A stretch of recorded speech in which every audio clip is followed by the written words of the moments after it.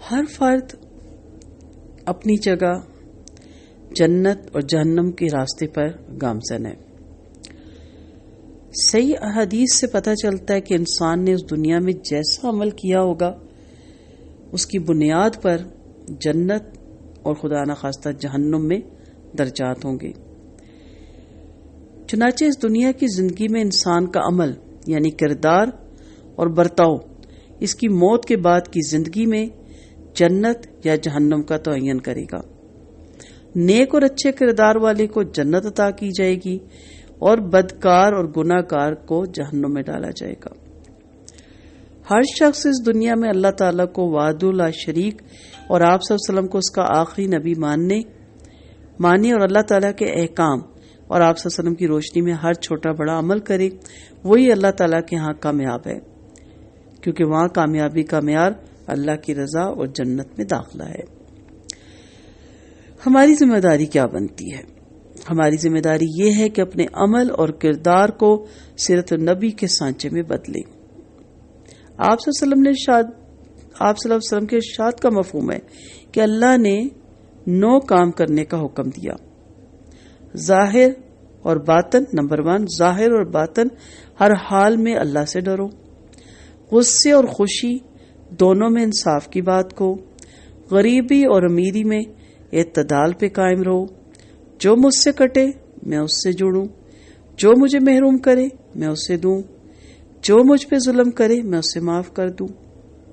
میری خاموشی غور و فکر کی خاموشی ہو، میرا بولنا ذکر الہی کا بولنا ہو، میرا دیکھنا عبرت کا دیکھنا ہو۔ یہ حدیث اپنی زندگی رب العزت کے احکام کو نبی صلی اللہ علیہ وسلم کے کردار کے سانچے میں ڈھال کر گزارنے کا آسان فارمولہ پیش کر دیا گیا۔ نوٹ کر لیں، کسی کاغذ پہ لگا لیں سامنے۔ اپنی زندگی میں 9 باتوں پہ عمل شروع کر دیجئے، انشاءاللہ آپ کی موجودہ زندگی سیرت نبی صلی اللہ علیہ وسلم اور موت کے بعد کی زندگی جنت کی زندگی ہوگی۔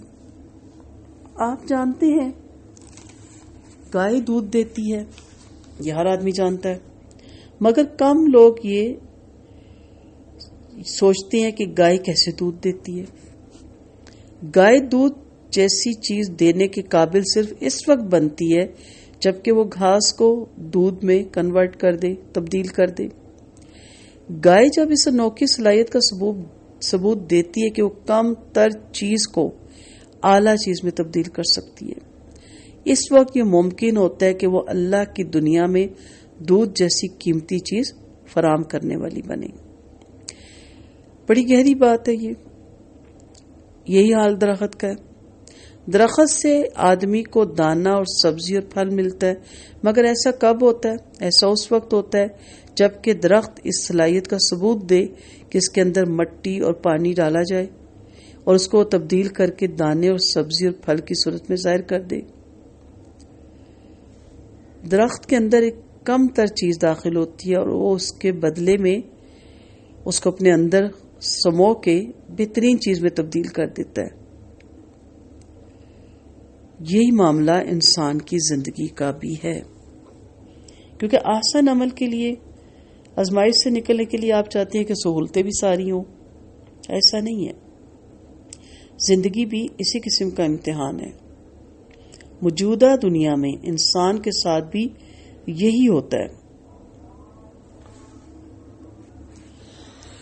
اس کو محرومیوں سے سابقہ پڑتا ہے، اس کو ناخوشگوار حالات پیش آتے ہیں۔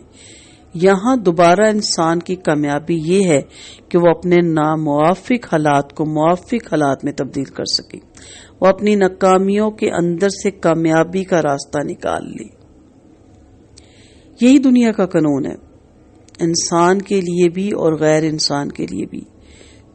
جو کوئی اس خاص صلاحیت کا ثبوت دے وہی اس دنیا میں کامیاب ہے اور اس کی منزل جنت ہے، اور جو اس صلاحیت کا ثبوت دینے میں ناکام رہا وہ اللہ کی اس دنیا میں اپنے آپ کو ناکامی سے بھی نہیں بچا سکتا اور جہنم سے بھی نہیں بچا سکتا۔ خدا کی گائے گویا خدا کی مرضی کا اعلان ہے، وہ بتاتی ہے کہ اس دنیا میں اللہ کو ہم سے کیا مطلوب ہے۔ خدا کو ہم سے یہ مطلوب ہے کہ ہمارے اندر گھاس داخل ہو اور وہ دودھ بن کر باہر نکل آئے. لوگ ہمارے ساتھ برائی کریں تب بھی ہم ان کے ساتھ بھلائی کریں. ہمارے ساتھ ناموافق حالات پیش آئیں تب بھی ہم ان کو موافق حالات میں تبدیل کریں. اور جیسے کہ آپ صلی اللہ علیہ وسلم نے فرمایا جو مجھ سے کٹے میں اس سے جڑوں، ہم سے سب کٹے ہم اس سے جن سے جڑیں. شروع میں مشکل لگتا ہے لیکن آہستہ آہستہ جب آپ پریکٹس کرتی ہیں، ٹریننگ سے گزرتی ہیں جنت میں بسائے جانے کی، تو آپ کو عادت پڑ جاتی ہے اور پھر آہستہ آہستہ کٹنے والے آپ سے کٹنا ہی چھوڑ دیتے ہیں کہ نہیں بھائی یہ بندہ تو اور طبیعت کا، ہم اس کے ساتھ غلط کر رہی ہیں. پھر جو مجھے محروم کرے میں اسے دوں، جو مجھ پہ ظلم کرے میں اسے معاف کر دوں. یہ تب ہوتا ہے جب آپ کو یہ نہیں کہ سب دوسری طرف سے اچھا مل رہا ہے تو پھر تو سب کچھ اچھا ہی اچھا، پھر تو سب کچھ خیر ہی خیر ہے. اچھوں کے ساتھ اچھائی کرنا نیکی نہیں ہے، وہ تو احسان کا بدلہ چکانا ہے نا. بروں کے ساتھ احسان کرنا نیکی ہے. ایسے لوگوں کے ساتھ احسان کرنا جو آپ کے ساتھ برا کرتی ہیں، اور وہ پھر آپ کے لیے بہت مشکل لگتا ہے. ضرور سوچئے اور اپنے آپ سے یہ سوال کیجئے کہ میری پیدائش کا مقصد کیا ہے؟ آپ کی تخلیق کیوں ہوئی؟ آپ کو کس خاص مقصد کے لیے دنیا میں بھیجا گیا؟ آپ تو آپ ہیں. یہ ہو ہی نہیں سکتا کہ اتنے بڑے مالک کائنات نے آپ کو بلا کسی مقصد کے اس دنیا میں بھیج دیا. حضرت امام مالک رحمۃ اللہ علیہ فرماتے ہیں انسان کی دو پیدائشیں ہیں، ایک جس دن وہ پیدا ہوتا ہے اور دوسرا جس دن وہ ڈھونڈ لیتا ہے کہ میں کیوں پیدا ہوا. دوسری پیدائش پہلی پیدائش سے زیادہ اہم ہے. جن لوگوں کی زندگی میں آ جاتی ہے نا وہ کارآمد ہو جاتی ہیں. وہ شعور کی عمر جس دن آپ نے صحیح پیدائش کی. نبی کریم صلی اللہ علیہ وسلم کی حدیث کا مفہوم ہے کہ وہ شخص بہترین ہے جو دوسروں کے لیے فائدہ مند ہے. کتنی خوبصورت حدیث ہے. محسنین کہا جاتا ہے ایسے لوگوں کو، سب سے اعلیٰ درجہ پہلے مسلمین پھر مومنین، اسی طرح بڑھاتے چلے جائیں، صالحین، یا آخری درجہ محسنین. جس دن آپ دوسروں کے لیے فائدہ مند بن جاتے ہیں تو سمجھ لیجئے گا آپ نے جواز ہستی تلاش کر لیا. اگر آپ کی زندگی آپ کے اپنے ہی کام نہیں آ رہی تو پھر سمجھ لیجئے گا کہ ابھی تک آپ کو زندگی کا مقصد نہیں ملا. جواز ہستی تلاش کرنے کے لیے تہجد کے سجدے لگائیے، روئیے، اس رب العالمین کے دروازے پہ دستک دیجئے، آپ کو جواب ضرور ملے گا. ہمیں اپنی ماں پر یقین ہوتا ہے نا، ہمیں وقت کے پرائم منسٹر پر یقین ہوتا ہے. کیا مالک حقیقت کائنات پر اتنا یقین ہے؟ جو کائنات کا مالک ہے وہ کہتا ہے تم مانگو میں دوں گا.